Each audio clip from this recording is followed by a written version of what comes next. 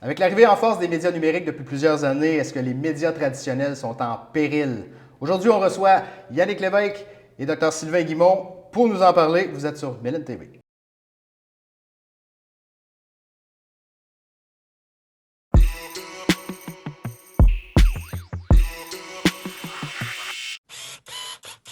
Messieurs, bon après-midi. Salut David! Comment Salut ça va? David, ça va bien toi? Content de vous avoir avec nous autres Ben, aujourd'hui. mais, moi aussi, je suis content. Avec deux bons Sorellois, deux amis en Ouais. plus de longue date, c'est le fun. Ben, écoute, on va faire une parenthèse. On s'est connus. Ça fait longtemps. Ça fait un petit bout. Tu étais mon mentor à la radio de CJSO Ouais. 101.7. C'est Ouais. pour ça que t'es bon comme ça. Ben, écoute, hein, c'est ça. Ça part fort. On se c'est demandait. Mais humblement, j'ai eu un solide coach. Oh ouais, non, Fait que ça- solide. Arrêtez, là. Moi aussi, Le coach, c'est lui. C'était mon coach RDS aussi. Bon, ben, on va se coacher ça aujourd'hui. Ouais. En fait, les messieurs, je suis content de vous avoir avec moi aujourd'hui parce qu'on a des sujets. On a un gros sujet, en fait, qui vous concerne directement. En fait, un peu la transition des médias traditionnels vers les médias du web qui sont omniprésents depuis plusieurs années sur les internets de ce monde. Et c'est pas pour rien qu'on vous a avec nous aujourd'hui.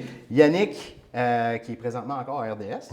oui. Encore, j'espère. Ben, jusqu'à nouvel ordre, là. Sylvain. Moi aussi, jusqu'à nouvelle heure. Oui, ben, c'est encore là, vous Sylvain. êtes à RDS, vous chroniquez un peu ensemble, vous faites des petites capsules un peu Ouais, à gauche et à ouais. droite ensemble sur les plateaux d'RDS. Et Sylvain, ben, tu te promènes à travers le Québec, à travers divers sujets, et ça te concerne aussi. Oui, Parce- énormément, parce que, effectivement, là, je me promène pour des conférences, mais on le voit comment ça change. Les gens, maintenant, de plus en plus, parlent de toutes sortes de moyens autres que la télé traditionnelle pour aller s'informer. Donc, c'est là, c'est omniprésent. Et Yannick, on va commencer avec toi. Tu as un beau parcours, Ah un oui. peu atypique. Oui. Ben, pas un peu, atypique. Atypique. Oui. Je te laisse, parce qu'on s'est connus à la radio, Ouais. dans un média traditionnel, Oui, tout à fait. et je te laisse continuer. Tu sais, aujourd'hui, là, on dit il faut que tu étudies dans ce milieu-là pour faire ton métier, pratiquer ton métier. C'est encore vrai, mais c'est bien moins compliqué qu'avant. Parce qu'avant, le chemin, c'était faut que tu fasses absolument l'école de radiocommunication, apprendre à bien parler, tout ça. Aujourd'hui, il ne peut pas avoir ces. Oui, effectivement, il faut être un bon français, mais tu peux pas avoir les mêmes exigences quand tu tolères et t'acceptes que dans la vie de tous les jours, sur le web, partout, qu'on parle un peu français, un peu, on y fait mal à notre familier un belle petit peu. langue. Pour moi, c'est super important le français. J'ai toujours fait attention à ça. Je pense qu'on ne doit pas perdre ça. Tu parles de mon parcours atypique. En fait, c'est vrai qu'il est atypique parce que quand j'ai terminé à l'école secondaire Fernand Lefebvre, je m'en allais à Arts et technologies des médias, qui est reconnu là, à grandeur du Québec, là, au cégep de Jonquière. Jonquière, oui. Et entre-temps, M. Saint-Germain, feu Claude Saint-Germain, m'avait accroché, m'avait lancé un défi. Écoute, j'avais 16 ans, 17 ans. Là. Puis lui, il avait vu ça en moi. C'est quand même particulier, tu sais, quand tu penses à ça avec le recul. Puis il m'a dit, je te mets laissé 3 mois, essaye donc ça, voir si c'était bon, on fait la radio, puis si tu as du talent. Puis on verra par la suite. Fait que j'ai fait ça dans l'été.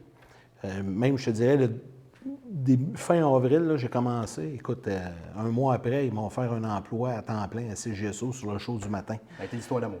Oui, tout à fait. Puis donc, à ne pas faire, mais je n'ai pas été compléter mon cours collégial. Puis j'ai commencé. Tu sais. Puis aujourd'hui, moi, ça fait drôle parce que mon plus jeune étudie en arts et technologie des médias. Tu sais. Puis lui, un moment donné, il me dit, ben toi, père, non, laisse faire les histoires de papa, là, il y a 30 ans, toi, tu vas y aller. Mais c'est pour ça qu'on dit un parcours pas atypique. Par contre, j'avais, puis j'ai encore aujourd'hui, un côté extrêmement frondeur, à défoncer des portes. Puis je pense que c'est ça qui m'a aidé, parce que là, avec la radio, là, le hockey est arrivé et tout ça, puis RDS, fait que c'est ce côté-là qui m'a sauvé. Avec un peu de talent, mettons. Ouais, non, mais il n'y a pas juste ça, là. Yannick, il a une facilité de communiquer avec les gens, il a beaucoup de charisme, mais c'est surtout qu'il c'est quelqu'un de très sérieux. Même s'il est drôle comme ça, là, il est préparé, il est organisé. Quand on arrive sur un tournage, son surnom, c'est M. One Take. Il fait ça d'un pas coup sec. ça. Ben, c'est vrai, c'est vrai. Puis c'est le fun pour moi qui vient de Sorel, comme lui, d'être aussi fier de lui. Son parcours est exceptionnel, mais le gars est exceptionnel. C'est ça l'affaire. Ben, on se connaît, ça fait longtemps Ouais. aussi. Non, là. non, je ne peux pas dire de choses négatives. En fait, là, moi, je dis tout le temps, tu sais, aujourd'hui, là, je vais avoir 50 ans au moment où on enregistre l'émission, puis j'ai souvent des jeunes qui m'approchent, puis que je rencontre, puis je prends toujours le temps de les rencontrer, puis je le dis toujours, c'est pas parce que tu fais de la télé ou de la radio que tu es au-dessus de tout le monde. Moi, j'ai toujours, puis je vais prendre un terme, là, j'ai toujours été un gars de peuple. Je me suis toujours considéré comme un gars du peuple. Ça veut dire un gars ordinaire. Puis, j'ai jamais profité de mon statut de personnalité connue au public pour. C'est pas dans ma nature. Je le dis tout le temps, mais je suis un gars de Sorel, je suis un gars pas compliqué.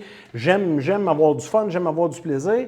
Puis je pense que ça, c'est la recette parfaite quand tu travailles dans ce milieu-là. Puis aujourd'hui, c'est encore plus vrai là, avec les médias, que ça change, là. Puis je pense que ce qui est vrai dans le cas de Yannick, c'est qu'il a pris tous les rôles. Ouais. Yannick est arrivé comme coproducteur de l'Antichambre, le premier show que RDS mettait en onde avec autant de budget, puis un show aussi grand. Et si ce show-là est encore aujourd'hui sur pied puis que ça fonctionne bien, c'est grâce à Yannick, puis à Martin, qui l'avait parti au départ, Martin Larocque. Mais Martin a donné une grande place à Yannick, autant que Yannick est devenu, c'était lui le leader du groupe. Donc, il était le leader autant des ce qu'on appelle les talents, ceux qui étaient devant la caméra. Tout le monde allait toujours vers Yannick pour lui demander « Hey Yannick, qu'est-ce qu'on fait? » Mais il a connu le monde de la radio puis le monde de la télé des deux côtés.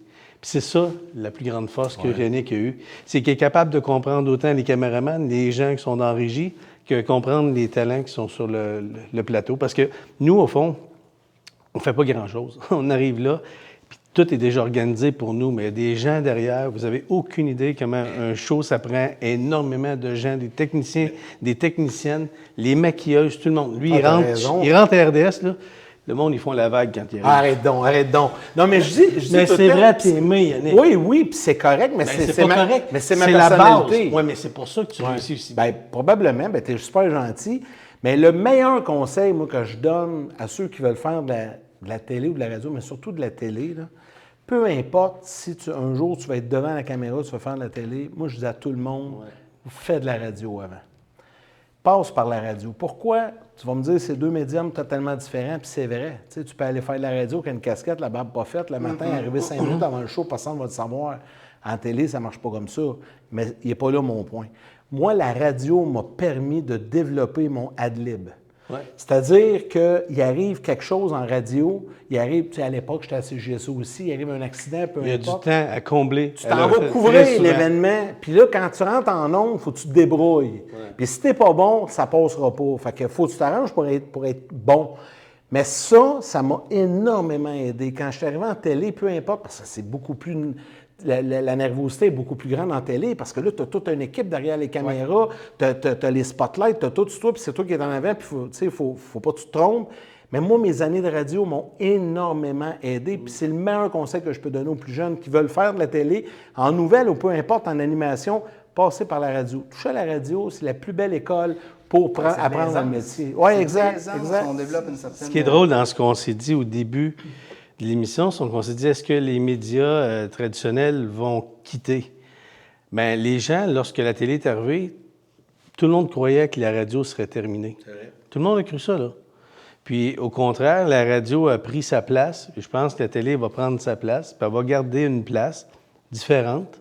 Puis, il va falloir que les gens se renouvellent. Puis, il faut qu'on le fasse comme on le voit en ce moment. Il faut que tu sois capable d'écouter où tu veux, quand tu veux. C'est comme ça, les gens, maintenant. Maintenant, les gens ont le choix de tellement de variétés, de tellement de choses, qu'il faut qu'on soit au bon moment, à la bonne place avec eux, pour qu'ils puissent nous écouter quand ils ont le goût, exactement. Tout le monde a une accessibilité à ça. C'est ça. Bien, c'est nos vies maintenant. Ben oui, on est branchés là-dessus. C'est Jeune, la plus grande vieux, drogue peu qui importe. existe. Non, c'est fou. Grosse dépendance.